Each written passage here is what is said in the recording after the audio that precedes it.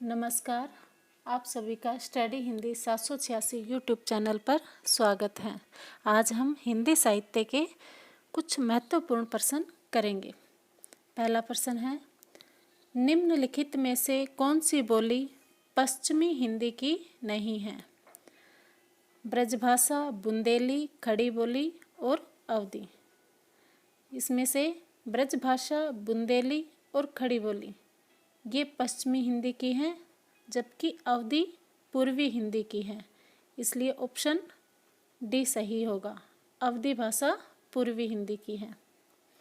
अगला, संविधान की 8वीं अनुसूची में कौन सी भाषा शामिल नहीं है? ऑप्शन है बोडो, मैथिली, भोजपुरी और डोगरी।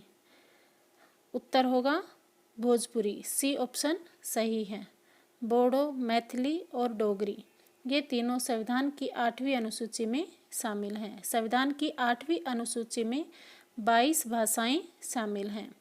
आरंभ में संविधान की कुल 14 भाषाएं थी, लेकिन उसके बाद 21वें संविधान संशोधन के तहत 1967 में सिंधी को शामिल किया गया और 71वें संविधान संशोधन 1991 के तहत कोंकणी, मणिपुरी और नेपाली 3 भाषाओं को शामिल किया गया और 92वें संविधान संशोधन 2003 के तहत बोडो, संथाली, मैथिली, डोगरी इन 4 भाषाओं को जोड़ा गया।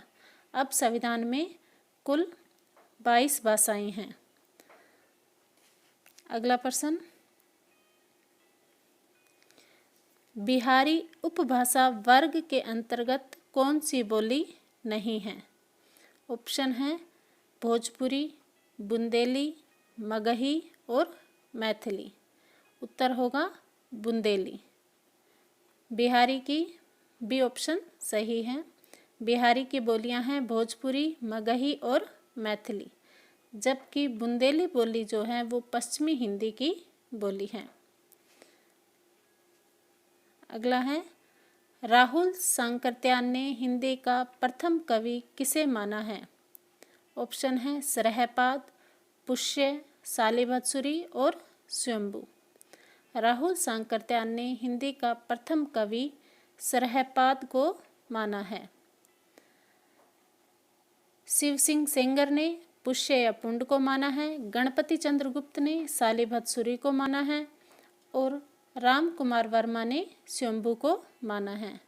किंतु सर्वसम्मति से सरहपा को जो समय है 769 ईस्वी को ही हिंदी का प्रथम कवि माना है।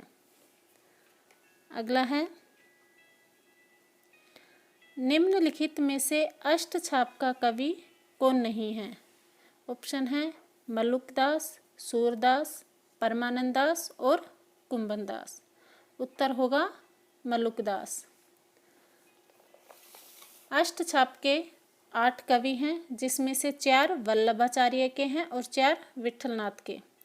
वल्लभाचार्य के 4 शिष्य हैं कुंभन दास, सूरदास, परमानंद दास और कृष्णदास। विठलनाथ के 4 शिष्य हैं गोविंद स्वामी, छीत स्वामी, चतुर्भुज दास और नंददास। इस प्रकार मल्लुकदास ऑप्शन ए सही होगा। मल्लुकदास अष्टछाप के कवि नहीं है। अगला है, निम्नलिखित में से कौन सी रचना चिंतामणि की है? ऑप्शन है अलंकार प्रकाश, रसराज, कवि कुल कल्पतरु और काव्य निर्णय। उत्तर होगा कवि कुल कल्पतरु। कवि कुल कल्पतरु चिंतामणि की रचना है। अलंकार प्रकाश भूषण की है, रसराज मतीराम की है और काव्य निर्णय भिखारीदास की है। अगला है, इनमें से कौन सा कवि द्विवेदी युग का है?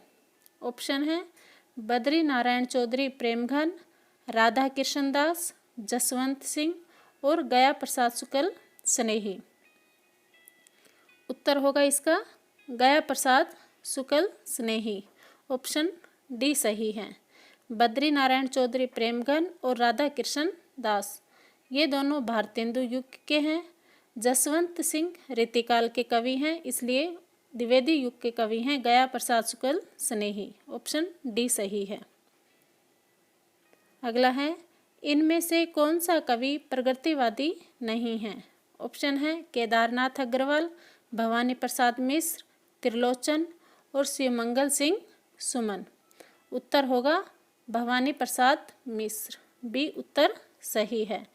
केदारनाथ अग्रवाल और त्रिलोचन ये दोनों प्रगतिवादी कवि हैं।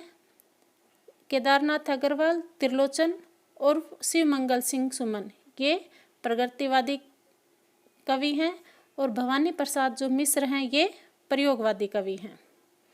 तो इस प्रकार इसका उत्तर होगा बी। अगला है, पहले मैं सन्नाटा बुनता हूँ किसकी पंक्ति है? ऑप्शन है अज्ञे, नागार्जुन, रामकुमार वर्मा, शमशेर बहादुर सिंह। उत्तर होगा अज्ञे। पहले मैं सन्नाटा बुनता हूँ ये पंक्तियाँ अज्ञे की हैं। अगला है, निम्नलिखित में से कौन सी रचना सर्वेश्वर दयाल सक्सेना की नहीं है? ऑप्शन है काठ की घंटियाँ, कुआनो नदी, आत्महत्या के विरुद्ध और लिप्टा रिजाई में। काठ की घंटियाँ, कुआनो नदी और लिप्टा रिजाई ये तीनों रचनाएं सर्वेश्वर दयाल सक्सेना की हैं और आत्महत्या के विरुद्ध ये रघुवीर साय की रचना है। तो इसलिए उत्तर इसका होगा सी। धन्यवाद।